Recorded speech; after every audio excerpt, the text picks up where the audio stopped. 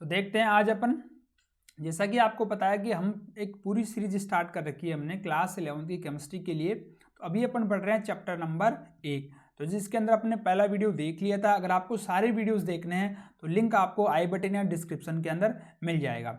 आज अपन देखने वाले हैं द्रव्य की प्रकृति। तो अपन इस चीज को बताने से पहले मैं आपको सबसे पहले एक द्रव्य के ऊपर लेके चलता हूं कि सर द्रव्य होता है तो क्या होता है सर। तो अपन सबसे पहले देखते हैं बच्चों द्रव्य। द्रव्य को अपन बोलते हैं पदार्थ भी बोलते हैं, और इसको अपन अंग्रेजी में मैटर भी बोलते हैं।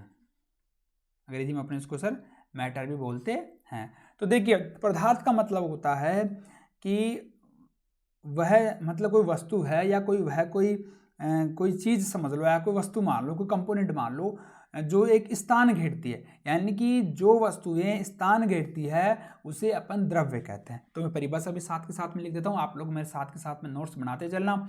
अगर आप लोगों से नोट्स ये नहीं बन रहे तो मैं ये सारी पीडीएफ है आपको अपने विज्ञान क्लासेज का टेलीग्राम है उसके ऊपर डाल दूंगा, या मैं व्हाट्सएप के ऊपर आप लोगों को दे दूंगा, ठीक है। तो जैसे वह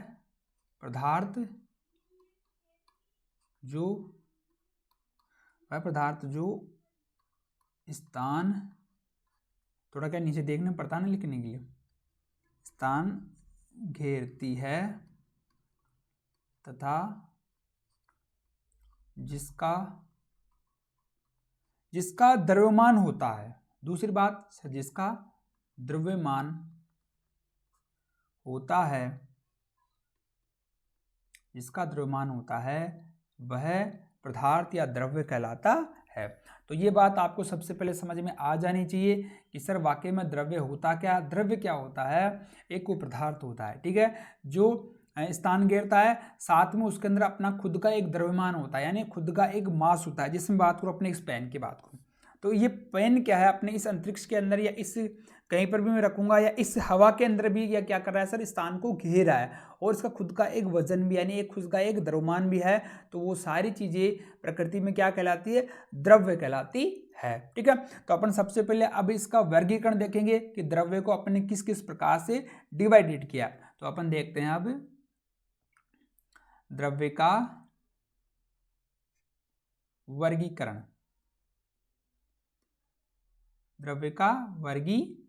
ठीक है, ये पेन नहीं चल रहा है अपना, ये ठीक नहीं यार, ये ठीक है अपना।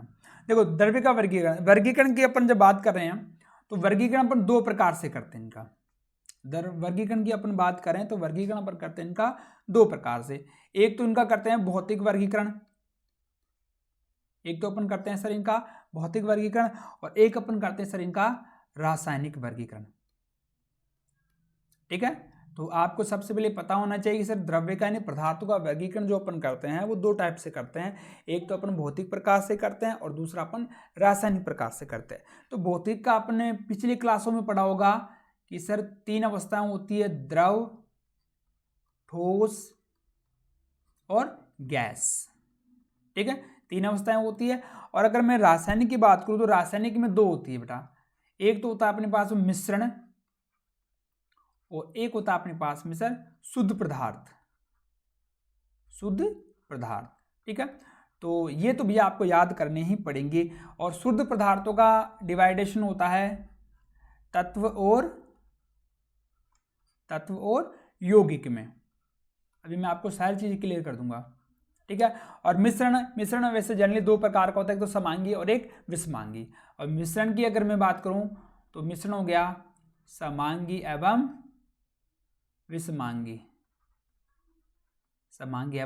विषमांगी, ठीक है। तो ये अपना वर्गीकरण हो गया। तो वर्गीकरण हम पदार्थों का दो प्रकार से कर रहे हैं, एक तो भौतिक प्रकार से और एक रासायनिक प्रकार से। तो भौतिक का मतलब जिनको अपन देख सकते हैं, छू सकते हैं या महसूस कर सकते हैं, वो सारे किस में आएंगे, भौतिक के अंदर आ जाएंगे। रासायनिक के लिए आप लोगों को इनकी इंटरनल स्ट्रक्चर को देखना पड़ेगा, या इनके बहुत सारे गुणधर्म है उनके बारे में आपको पता लगाना होगा। चलो भाई आगे। तो द्रव, ठोस और गैस, जैसा कि आप सभी जानते हैं सर द्रव क्या होते हैं, ठोस क्या होते हैं और गैस क्या होते हैं। तो मैं एक ब्लैंक शीट लेता हूं, उसके ऊपर मैं आपको सारी चीजें क्लियर करता हूं। तो देखिए अपन सबसे पहले देख रहे हैं सर ठोस, फिर अपन देखेंगे सर यहां पर द्रव, और फिर अपन देखेंगे सर यहां पर गैस, ठीक है। ठोस का मतलब सर मजबूत, ठोस का मतलब मजबूत। तो ठोस का मतलब वे पदार्थ जो मजबूत होते हैं। अब मजबूत कब होंगे, मजबूत कब होंगे सर, जब उनके मध्य उनके जो अणु है, उनके जो कंपोनेंट्स है, उनके मध्य अच्छी दोस्ती होगी, उनके मध्य सर एक मजबूती होगी, उनके मध्य अच्छी मित्रता होगी, तो वो क्या कहलाएंगे सर यहाँ पर ठोस कहलाएंगे। जैसे मान लो यार कोई दो दोस्त है, अगर उनके मध्य अगर अच्छा प्यार है तो उनकी दोस्ती कैसी हो जाएगी, मजबूत, यानी साहब इनकी दोस्ती कैसी है, सॉलिड। ठोस को अंग्रेजी में क्या बोलते हैं अपन, सॉलिड बोलते हैं, यानी दोस्ती कैसी होगी सर, उनकी मजबूत होगी। ठीक है, तो पहले पॉइंट अपना क्या हो गया सर, इनके जो अणु होते हैं सर, इनके अणु होते हैं, उनके मध्य जो बंध होता है वो प्रबल बंध होता है, उनके मध्य बंध होता है वो कैसा होता है सर, प्रबल बंध होता है, यानी कि ये दोस्ती हम नहीं तोड़ेंगे, यानी तोड़ने से भी सर नहीं टूट रहा है, वो क्या कहलाता अपना प्रबल बंध कहलाता है। ठीक है, जैसे मैं बात करूं, इनके मान लो ये कोई अणु है, ठीक है, तो इनके मध्य जो अणुओं का जो विन्यास होता है वो काफी सन्निकट होता है, पास पास में होता है।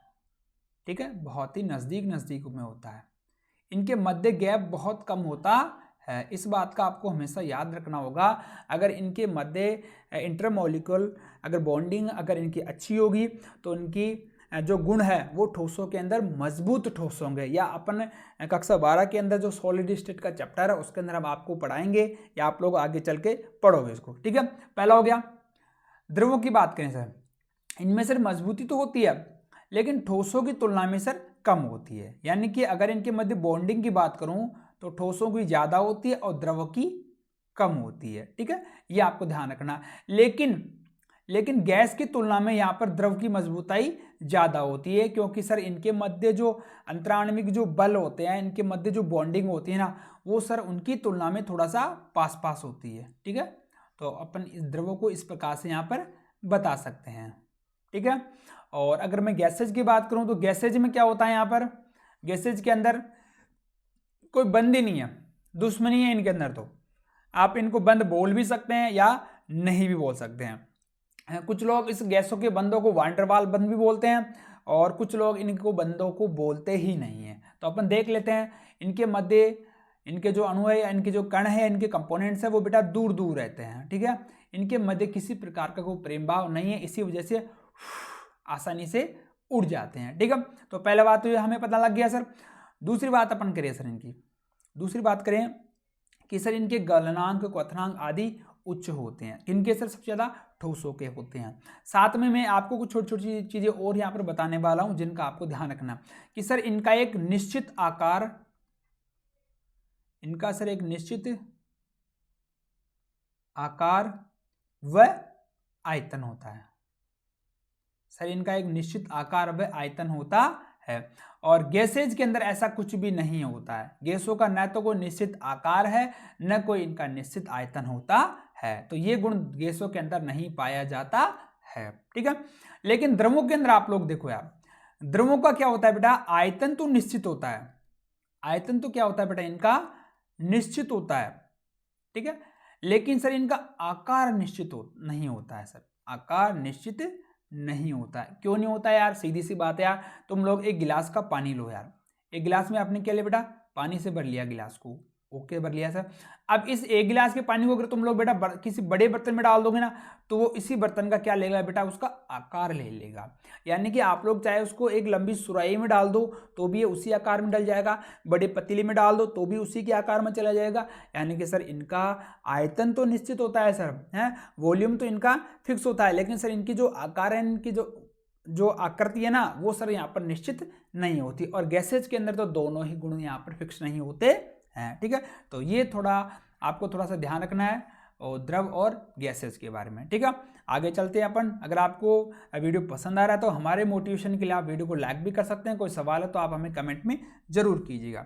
अब अपन बात करते हैं यहाँ पर रासायनिक वर्गीकरण की, रासायनिक वर्गीकरण की। ठीक है, रासायनिक वर्गीकरण की बात करते हैं। तो रासायनिक वर्गीकरण मैंने आपको दो प्रकार से बताया था अभी, एक तो बताया था मैंने आपको मिश्रण यानी कि सर मिक्सचर, और एक बताया था मैंने आपको शुद्ध पदार्थ। ठीक है, थोड़ा सा शुद्ध पदार्थ। देखो शुद्ध पदार्थ की अपन दो चीजें देखी अपन, एक तो हमने देखा था सर तत्व, एक देखा था सर हमने यहाँ पर यौगिक। दोनों चीजें हमने यहाँ पर क्लियर कर ली थी, ठीक है। अब तत्व तत्व अगर आप लोग जैसे जैसे आगे बढ़ोगे ना, तब आप लोग देखोगे तत्वों के अंदर आपको क्या क्या देखने को मिलेगा सर, धातु, अधातु और अधातु, धातु और उपधातु आपको देखने को मिलने वाली है, ठीक है। तो अपन और मिश्रण अपने देखा था सर, दो प्रकार के होते हैं, समांगी और विषमांगी। समांगी और सर विषमांगी प्रकार के मिश्रण होता है। देखो शुद्ध पदार्थ की अगर मैं बात करूं तो इसमें जितने भी जिन चीजों से बना हुआ है, जिनके जो संगठन के जो कण हैं वो सारे एक समान होते हैं। वो सारे कैसे होते हैं सर, एक समान होते हैं, यानी जिन जिन के द्वारा सर ये बना हुआ है वो सारे इनके जो कण हैं वो सारे एक समान होते हैं, ठीक है। तो वो क्या कहलाता है सर, शुद्ध कहलाते हैं। और मिश्रण के अंदर क्या होता है सर, दो या दो से अधिक कण आपस में मिलकर, दो या दो से अधिक कण हैं वो आपस में मिलकर सर एक नया कंपोनेंट बनाते हैं, ठीक है। उसको अपन क्या बोलते हैं बेटा, मिश्रण बोलते हैं। और मिश्रण भी दो प्रकार का, समांगी का मतलब है, समझ लो यार एक गिलास पानी है, ठीक है, और उस एक गिलास पानी के अंदर आपने क्या किया बेटा, चीनी को घोल दिया, चीनी को आपने घोल दिया तो वो क्या है, इसके अंदर सर मिल गया, यानी कि विलय हो गया, तो वो कैसा कहलाएगा बेटा, समांगी विलयन कहलाएगा, ठीक है। और विषमांगी की बात करूं तो वही आपने एक गिलास पानी का लिया और उसके अंदर आपने क्या कर दिया, कंकड़ पत्थर डाल दिया आपने, पत्थर कंकड़ डाल दिया, तो वो क्या होगा सर, इसके अंदर पड़ा रहेगा, छोटा छोटा पार्टिकल्स उसमें पड़ा रहेगा, वो उसमें मिलेगा नहीं, तो वो क्या कहलाएगा सर, यहाँ पर विषमांगी कहलाता है, ठीक है। और तत्व की बात करूं मैं आपको, तत्वों में क्या होते हैं सर, एक ही प्रकार के परमाणु मिलकर क्या बनाते हैं, तत्व बनाते, एक ही प्रकार के परमाणु मिलकर तत्व बनाते हैं, ठीक है। एक ही प्रकार के परमाणु मिलकर तत्व बनाते हैं, इस बात का आपको थोड़ा सा विशेष ध्यान रखना है। और यौगिक में ऐसा कुछ नहीं है, यहाँ पर दो या दो से अधिक